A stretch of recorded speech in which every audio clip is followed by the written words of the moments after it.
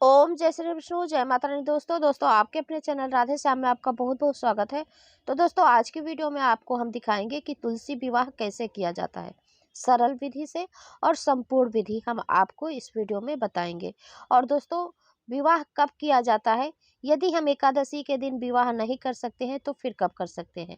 तो देखिए, सबसे पहले हम ये बता दें कि यदि आप एकादशी को विवाह नहीं कर सकते तो द्वादशी के दिन जरूर कीजिए। और यदि फिर भी आपसे नहीं हो पा रहा है, समय नहीं मिल पा रहा है या किसी भी कारणवश, तो आप पूर्णिमा तक कर सकते हैं। तो चलिए अभी हम वीडियो को शुरू करते हैं कि कैसे विवाह किया जाता है। एकदम सरल और संपूर्ण विधि के साथ आपको हम बताते हैं। तो जहाँ हम विवाह रचाएंगे माता तुलसी का और शालिग्राम का, वहाँ पहले हम जगह शुद्ध कर लेंगे। पहले तो ये बता दें कि खुले जगह में ही विवाह करना चाहिए, जैसे छत पर या घर के आंगन पर। तो ऐसे आप हल्दी से चौका लगा लीजिए, या तो गोबर से भी, आपकी कच्ची ज़मीनें हैं तो आप गोबर से भी लीप सकते हैं, वो बहुत शुद्ध माना जाता है, गाय का गोबर। तो फिर इसके बाद आप आटे से चौक पूर सकते हैं या फिर ऐसे रंगोली भी बना सकते हैं। आप रंगोली बना लीजिए, अष्टदल कमल या फिर स्वास्तिक या फिर जो भी आपको अच्छा रंगोली आता है आप ज़रूर बनाइए। ऐसे मंडप बनाइए, सजाइए। तो ये देखिए, गन्ने से हमने मंडप सजा लिया है, बना लिया है, और तुलसी जी को हमने पियरी पहना दिया है। देखिए, लड़कियां हमारे यहाँ पियरी पहनकर ही शादी करती हैं, यानी पीला वस्त्र सबसे पहले पहनती हैं, फिर उसके ऊपर से लाल चुन्नी ओढ़ती हैं। तो इस प्रकार से हमने पीली रंग की साड़ी उनको पहना दिया है। और ये देखिए, शालिग्राम जी हैं जिन्हें हम यहाँ विराजमान करेंगे, क्योंकि शालिग्राम के साथ ही माता तुलसी का विवाह होना चाहिए। तो हम शालिग्राम जी के साथ माता तुलसी का विवाह कराएंगे। और ये देखिए, जिसके पास यदि शालिग्राम जी नहीं है तो वह भगवान विष्णु जी के साथ भी विवाह करा सकते हैं। तो इसीलिए मैंने भगवान विष्णु जी को भी यहाँ साथ में दिखाया है आप लोगों को, कि देखिए सबके यहाँ शालिग्राम जी नहीं होते हैं। यदि नहीं है तो आप मंदिर से मंगवा सकते हैं या फिर आस पड़ोस के घर से भी मंगवा सकते हैं, रिश्तेदार से मंगवा सकते हैं। तो इस प्रकार से आप मंगवा लीजिए। और फोटो अकेले ही होनी चाहिए यदि आप विष्णु भगवान के साथ विवाह रचा रहे हैं। और ये देखिए, कलश में हम एक सुपारी, 1 रुपए का सिक्का और हल्दी का गांठ डाल रहे हैं, और लौंग और एक पुष्प डालकर हम कंठ तक कलश को भर दिए हैं। और कलश में हम स्वास्तिक बना लिए हैं और मौली बांध लिए हैं कंठ पर। और फिर इसके बाद हमने श्री कलश रख दिया है और आम के पल्लू से सजा दिया है। और ये देखिए, दीप हमने प्रज्वलित कर दिया है। और इसके बाद हम शालिग्राम जी को स्नान करा रहे हैं। तो ये देखिए, हमने तुलसी दल डालकर, फूल डालकर, और फिर ये जल हम तुलसी जी में डाल देंगे, क्योंकि जब लड़का नहाता है तो उसके बाद लड़की को वही जल से नहलाया जाता है। तो इस प्रकार से हम विवाह तो एकदम भगवान का करवा रहे हैं, लेकिन विवाह की विधि वही होती है जो लड़की लड़का का शादी में होता है। तो इस प्रकार से हम वहाँ माता जी को स्नान करा दिए हैं। देखिए, हमने पहले से ही साड़ी पहना दिया था, तो स्नान कराते वक्त तुलसी माता को नहीं दिखाए थे। और फिर इसके बाद हम गौरी गणेश जी की पूजा करेंगे। तो सबसे पहले हम गणेश जी को स्नान कराएंगे, गौरी माता को स्नान कराएंगे, फिर इसके बाद हम तिलक करेंगे, वस्त्र के रूप में हम कलावा अर्पित करेंगे। और जिनके पास भगवान विष्णु की प्रतिमा है वह उनसे विवाह करा रहे हैं विष्णु भगवान के साथ। तो देखिए, विष्णु भगवान को भी इस प्रकार से तिलक करना चाहिए और उन्हें भी स्नान कराना चाहिए, मौली अर्पित करना चाहिए। तो इसलिए हमने दोनों ही दिखाया है आपको। तो शालिग्राम जी को भी आप तुलसी के पौधे पे भी रख सकते हैं या फिर आप चौकी पर भी विराजमान करके पूजा करा सकते हैं, विवाह करा सकते हैं।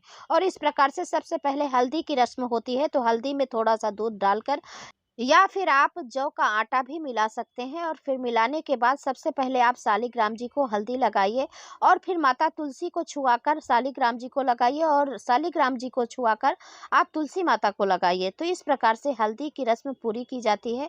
और ये देखिए, हमने विष्णु भगवान को भी यहाँ विराजमान किया है, तो उनके हाथों में भी हम थोड़ा सा हल्दी जरूर लगाएंगे। और फिर जयमाला का रस्म होता है, तो हम माता तुलसी को छुआकर भगवान शालिग्राम को जयमाला पहनाएंगे।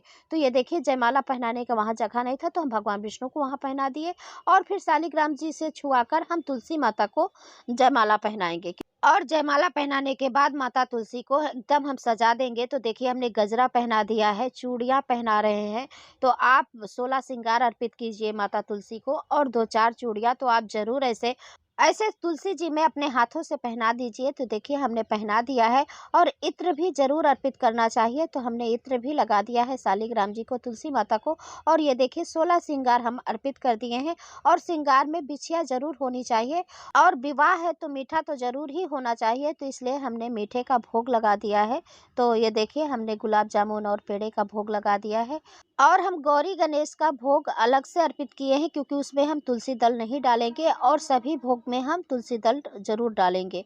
तो ये देखिए हमने भगवान गणपति जी को दूर्वा अर्पित कर दिए हैं, पुष्प अर्पित कर दिए हैं और कलश में भी हम पुष्प अर्पित कर दिए हैं और सभी को हम पुष्प अर्पित कर दिए हैं। और इसके बाद जब हम भोग लगाते हैं तो जल से ऐसे वारा जाता है। तो आप फूलों से या हाथों से जल से ज़रूर वार दीजिए। और देखिए फिर फलों का हम भोग लगाए हैं। और हमारे यहाँ जब विवाह होता है तो लड़की के खोचे में जेठ जी डालते हैं नारियल का गोला और सूखा मेवा। तो इस प्रकार से हमने तुलसी माता को भी नारियल का गोला और सूखा मेवा अर्पित कर दिया है। और ये देखिए गठबंधन करने के लिए सबसे पहले हमने 11 रुपए लिया है, एक सुपारी और हल्दी का गांठ और एक पुष्प रखकर हम गठबंधन करेंगे। तो सबसे पहले हम ऐसे एक चुनरी में या फिर एक कपड़े में, पीले कपड़े में ऐसे बांध कर भगवान शालिग्राम जी के पास रखेंगे। और साथ ही फिर हम माता जी की जो पिछौड़ी उठाए रहते हैं वहाँ हम ऐसे बांध देंगे। इसके बाद हम शालिग्राम जी के साथ वहीं रख देंगे, क्योंकि हम शालिग्राम जी को वहीं रखे हैं। तो इस प्रकार से हम गठबंधन कर देंगे। गठबंधन करने के बाद आप शालिग्राम जी के बगल में तुलसी माता को आप ऐसे बैठा सकते हैं, जैसे जगह दी जाती है। तो इस प्रकार से पहले लड़की अपने माँ बाप के सामने होती है जब कन्यादान करते हैं, लेकिन जब गठबंधन हो जाता है तो लड़के के बगल में विराजमान हो जाती है। तो इस प्रकार से हमें शालिग्राम जी के बगल में उनको विराजमान करना है, लेकिन हमने तो पहले ही साथ में ही दोनों को रखा है। और ये देखिए फिर हम सिंदूर दान करेंगे। तो ये था पीला सिंदूर, जिसे हम नहीं लगाए हैं। क्यों नहीं लगाए हैं? क्योंकि हम वीडियो एकादशी से पहले बनाए हैं और यह विवाह एकादशी के दिन किया जाता है या फिर उसके बाद। एकादशी से पहले सिंदूर नहीं लगाया जाता है। कुंवार अवस्था में रहती हैं माता, एकादशी के बाद ही हम उनको सिंदूर अर्पित करते हैं। तो इस प्रकार से हमने कुमकुम से माता की मांग भरकर आप लोगों को दिखाया है। तो इस प्रकार से आप सिक्का लेकर माता तुलसी के मांगों में ऐसे लगा सकते हैं, पत्तों में लगा सकते हैं, लेकिन शालिग्राम जी को छुआ कर। और आप विवाह पीला सिंदूर के साथ ही कीजिए, क्योंकि कुमकुम से नहीं विवाह किया जाता है, पीला सिंदूर से ही विवाह किया जाता है। यदि नहीं है तो बात अलग है कि आप कुमकुम से विवाह कर सकते हैं। यदि आपके पास पीला सिंदूर उपलब्ध है तो ज़रूर पीला सिंदूर ही माता के मांगों में लगवाइए शालिग्राम जी को छुआकर। और फिर इस प्रकार से फेरी लगाया जाता है। तो आप शालिग्राम जी को उठाकर भी चारों तरफ से घुमाकर फेरी लगा सकते हैं, यानी 7 फेरा जिसे कहते हैं। या फिर आप नारियल लेकर भी आप इस प्रकार से घुमाया जाता है तो आप घुमा दीजिए, जैसे कि मैंने यहाँ दिखाया है। आप जटा वाला नारियल ले लीजिए।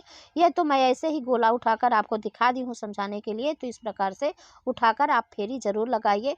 और देखिए फिर हमारे यहाँ भाई लावा परसते हैं। तो इस प्रकार से हमने लावा भी माता तुलसी के ऊपर से डाल दिया है और वही हम माता तुलसी को 5 बर्तन भी अर्पित कर दिए हैं। और ये देखिए हमने कपड़े भी अर्पित कर दिया है शालिग्राम जी को, माता तुलसी को। इस प्रकार से साड़ी, चुनरी कुछ भी आप अर्पित कर सकते हैं। और साथ में दक्षिणा भी ज़रूर अर्पित कीजिए, क्योंकि हम जब लड़की विदा होती है तो कुछ न कुछ देते हैं। और जब हमारा विवाह पूरा संपन्न हो गया है तो इस प्रकार से हम संकल्प भी करके देते हैं भगवान शालिग्राम जी को। देखिए एक पुष्प ले लीजिए और यथाशक्ति दक्षिणा लेकर फिर आप संकल्प कीजिए कि हे शालिग्राम महाराज जी, हम आपको अपनी तुलसी जी समर्पित कर रहे हैं, आप इन्हें स्वीकार कीजिए। इस प्रकार से आप ज़रूर वहाँ कुछ दक्षिणा देकर शालिग्राम जी के पास यह पैसा रख सकते हैं और यह दक्षिणा रख सकते हैं। तो इस प्रकार से शालिग्राम जी के पास हमने देखिए रख दिया है। और इस प्रकार से हमारी तुलसी माता और शालिग्राम भगवान जी का विवाह संपन्न हो जाता है। और देखिए जब लड़की विदा होती है तो हमें परछन करना होता है उन्हें, यानी आरती उतारना होता है। तो हम इस प्रकार से आरती भी दिखाएंगे। तो भगवान है तो इसलिए हमने धूप बत्ती भी जला लिया है, नहीं तो ऐसे ही सिर्फ आरती घी के दीपक से किया जाता है, यानी विदाई के समय। तो हम आरती भी कर रहे हैं। आरती के बाद ऐसे जल वार दीजिए और फिर देखिए आरती हम दिखा रहे हैं और देखिए अब हमारा विवाह संपन्न हो जाता है। और इसके बाद हमें ज़रूर प्रदक्षिणा करनी चाहिए, यानी परिक्रमा करनी चाहिए।